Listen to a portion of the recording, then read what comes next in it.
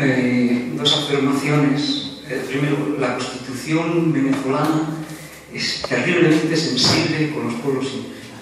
La primera, porque hay que leérsela, porque el Ministerio Indígena, etcétera, etcétera. Realmente, todo lo que se ha hecho con los indígenas en este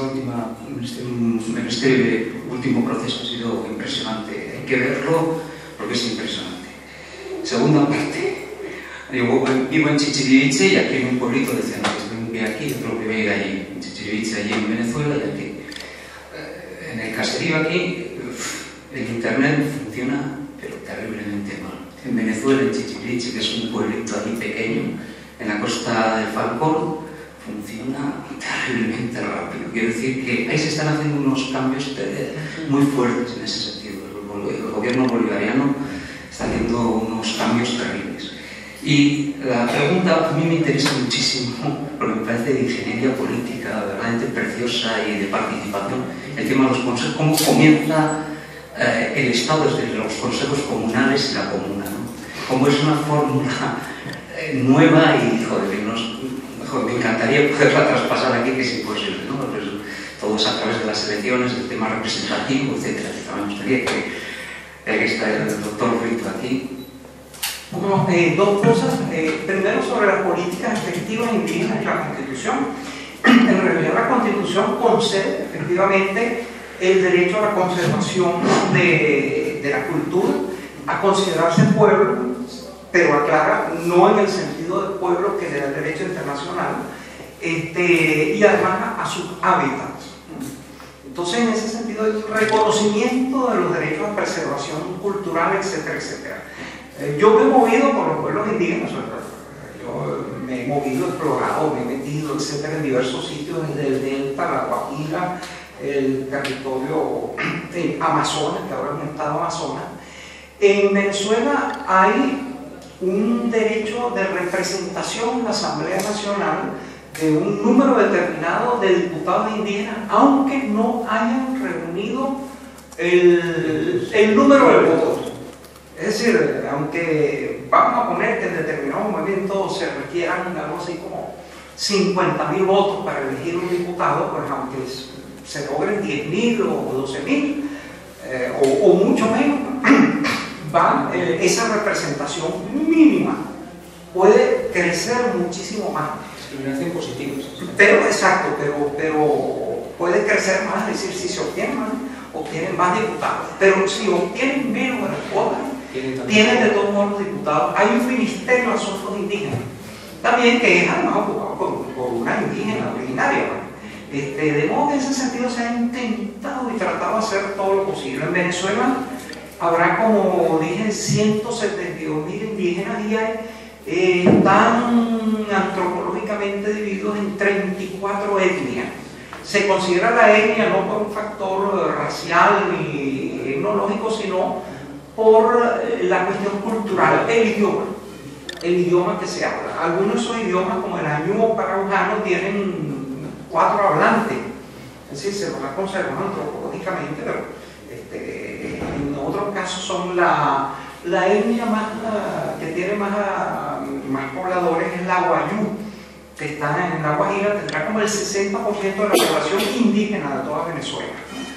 Entonces muchos de ellos viven de acuerdo con sus estructuras tradicionales. Ahora, hay un elemento importante en Venezuela que es el mestizaje. Somos un país enteramente mestizo. Darcy Ribeiro, que es un gran antropólogo brasileño, dijo que había en América Latina 3 tipos de sociedades: las sociedades trasplantadas, el Cono Sur, Chile, Argentina, Uruguay, con una mayoría de europeos que intentaron replicar simplemente una especie de mímesis de Europa. La población indígena fue en gran parte exterminada.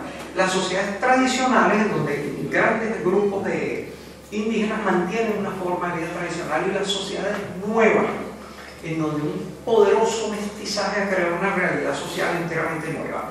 Entre estas nuevas estarían ni más ni menos que Brasil, que es la mitad de América del Sur, Venezuela, en parte Colombia, gran parte de las Antillas, etcétera, etcétera. Entonces, hay dinámicas específicas en cada uno de esos países. Ahora, yo diría que en realidad, bueno, son escasos los países donde prepondera la población que se puede llamar indígena, porque viven todavía culturalmente con sus medios tradicionales. Está Bolivia, por ejemplo, está Guatemala. En Ecuador, los índices que ven son 16%, ¿no? Entonces, bueno, en Venezuela hay un mestizaje sumamente generalizado y población que tú vas a decir que vive 2.1%. Tiene todas las garantías constitucionales y se ha hecho todos los esfuerzos por reconocerle todos los derechos, etcétera, etcétera. A veces es muy difícil de mediar entre ellos. Por ejemplo, hace poco hubo un dirigente indígena, un cacique, Yupa, que mató a 2 adolescentes varios, una muchacha y un muchacho. Entonces se formó una protesta diciendo que él no podía ser enjuiciado, debía resolver eso de acuerdo con su pero bueno, son 2 seres humanos que han muerto, además menores de edad. Entonces, sin embargo, le dieron libertad hace poco los tribunales. No sé exactamente si la sentencia consideró que el derecho común no es aplicable a él o simplemente de ser juzgado en libertad, ¿no? Hay ese tipo de conflictos, pero son cuestiones muy puntuales, ¿no? Bueno, eso es en lo relativo a la cuestión de los pueblos indígenas, los consejos comunales. La realidad venezolana es bien interesante. Yo diría que hace como unas 2 o 3 décadas, todo en Venezuela depende de los movimientos sociales. Esto no es exclusivo de Venezuela. En América Latina hubo un proceso de deslegitimación de los partidos tradicionales.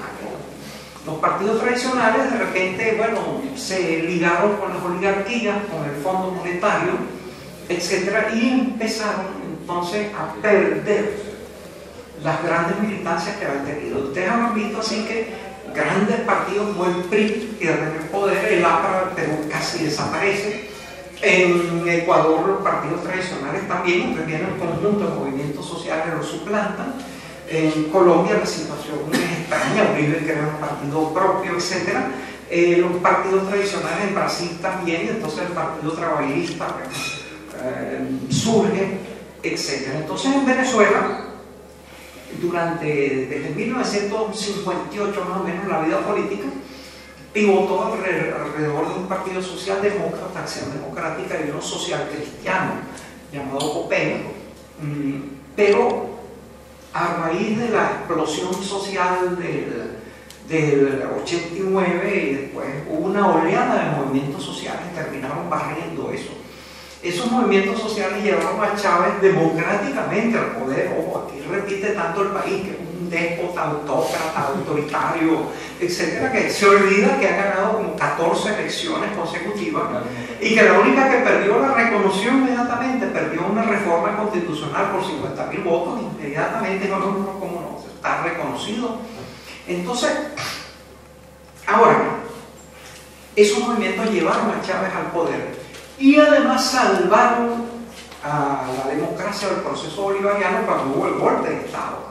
Hubo un golpe de Estado, agarraron no sé cómo, absolutamente sin defensa al gobierno, secuestraron al presidente y a prácticamente todos los mandatarios, y una enorme movilización de masa barrió con el país, obligó pues a que se restableciera el orden democrático, porque hubiera sido necesario matar centenares de miles de personas. Entonces los propios golpistas como que vacilaron ante aquello. Entonces lo esencial en Venezuela es eso. Yo digo que Venezuela inventó el movimiento social instantáneo, porque en virtud de una un poco viciosa capacidad de improvisación, improvisamos soluciones, a veces no hemos pensado mucho. Por ejemplo, la protesta contra el paquete del Fondo Monetario, en unas pocas horas estaba todo el país en pie de guerra. Cuando secuestran al presidente también, eso es un golpe frío instantáneo, no había nada, no había estructura, y la gente inventó a través de los celulares movilizaciones motorizadas, etc. Entonces los movimientos sociales han sido entonces la columna fundamental de apoyo del país, y eso, bueno, se han intentado, eso es tan cierto que el propio poder ha incurrido en una conducta un poco atípica. Es decir, las organizaciones políticas que lo apoyaban las ha disuelto consecutivamente. Primero había una cosa llamada los círculos bolivarianos, el propio poder los disolvió. Después se montó un partido llamado el Movimiento Quinta República y también lo disolvió el poder, porque dijo que se había como fosilizado un poco. Yo creo que esa decisión fue fatal porque la pérdida esa en el plebiscito sobre la reforma constitucional se debió a que se entró en una batalla electoral sin el ejército electoral que es el partido, pero bueno. Y entonces ahora se creó otro que es llamado el Partido Socialista Unido de Venezuela. Y ya a mí no me sorprendería que en cualquier momento lo disolvieran otra vez. Ahora, sobre eso, los consejos comunales son un intento institucional. Es más, las misiones, esas grandes movilizaciones, por ejemplo, la misión que menciona el analfabetismo, la misión barrio adentro, todo eso son especies de movimientos sociales semi-institucionalizados que no se podría mantener sin una enorme colaboración social. Allí la gente no tiene nombramiento, colaboran por una cosa ni siquiera salario mínimo, que se llama incentivo o algo así, y sin embargo los enormes aportes de trabajo voluntario, de cooperación, movilizan. Eso hay que decir que esos movimientos sociales también, en su gran mayoría, son movilizados y activados por mujeres. Es otra cosa bien interesante, gran parte de las cuestiones que nos organizan, quienes están pendientes, quienes son mujeres. Entonces, los consejos comunales fueron un intento de darle un corpus institucional a eso. Un consejo comunal está establecido topográficamente, tiene una cantidad de responsabilidades y deberes de administración interna. Recibe fondos que puede utilizar directamente para el bienestar de la comunidad, tiene unas unidades de contraloría social. Eso todavía está en proceso porque, bueno, son gente que muchas veces no tiene experiencia en el manejo de dinero, etc. Y es un movimiento bien importante al punto que la derecha también empezó a formar sus consejos comunales en las zonas más favorecidas. Empezó a formar consejos comunales opositores. Uno lo que podría preguntarse, yo también me lo pregunto, ¿por qué no formar consejos comunales? No solamente topográficamente, sino por sectores productivos. Por ejemplo, sería interesante que en una industria se formara un consejo comunal de los trabajadores de esa industria, por ejemplo, pero eso todavía no se ha intentado. Fundamentalmente es una unidad, por así decirlo, geográfica, de administración de los recursos comunitarios por la propia comunidad. Es una experiencia en curso, hasta ahora ha dado resultados bastante positivos, pero yo creo que habría que esperar a que el tiempo lo decante. A ver, podría ser que se paralizara también, porque hasta ahora los resultados bastante positivos, ¿no? Entonces, más o menos lo que se puede decir sobre eso. Hay unos artículos que yo he escrito sobre eso en el blog mío, pero tendrían que ir mucho tiempo atrás, están republicados allí, que les informaría un poquito más sobre eso. En una ley de los consejos comunales se pensó incluso, pero no se llegó a articular, en hacer una especie de moneda de los consejos comunales que sirviera para unas relaciones de intercambio internas, etcétera, etcétera. Pero eso no se activó.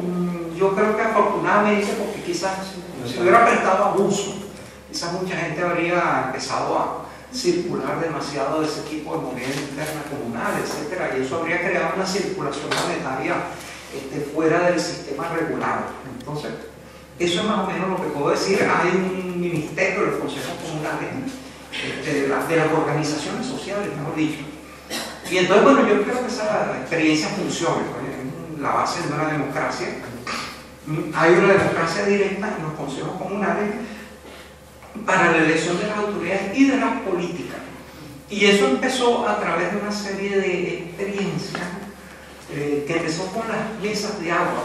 A medida que se iba estableciendo la distribución del agua para todo el país, se vio que el viejo sistema no funcionaba. Pues llegaba un tecnócrata que decía que hay que largar el acueducto por acá, las líneas aquí, y las comunidades decían, no, eso no es así, necesitamos tal cosa en tal sitio. Y entonces las autoridades llegaron a una especie de praxis de consultar con las comunidades, etcétera, y llegar como a acuerdos entre esa razón tecnocrático-tecnológica y la razón popular. yo resumía eso al final de uno de esos artículos diciendo que institución que no baile pegado con el pueblo no tiene vida. Sería el principio, ojalá que ese principio se mantenga. Hasta ahora ha tenido bastante éxito y ahora vamos a esperar a ver, ojalá que lo siga teniendo y que se incremente.